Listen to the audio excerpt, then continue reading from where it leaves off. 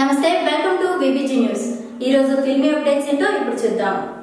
Nagarjuna Kalyan Krishna combination లో కొంతకాలం క్రితం వచ్చిన సోగ్గాడే చిన్ని నాయనా చిత్రం భారీ విజయాన్ని నమోదు చేసింది. ఆ సినిమాలో నాగార్జున పోషించిన బంగారాజు పాత్ర బాగా పాపులర్ అయింది. దాంతో అదే టైటిల్ తో సీక్వెల్ చేయాలనే నిర్ణయానికి నాగార్జున అప్పట్లోనే వచ్చారు. ఆయన ప్రయత్నం ఇప్పుడు ఒక కొలిక్కి వచ్చింది.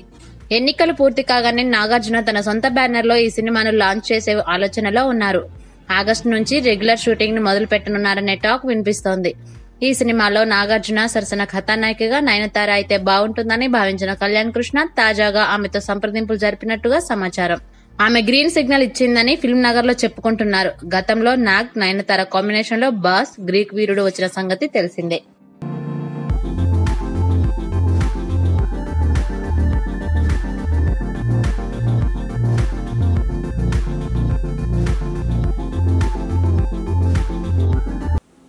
ఇవి ఈ రోజు ఫిల్మీ అప్డేట్స్. మరో ఎపిసోడ్ లో మళ్ళీ కలుద్దాం.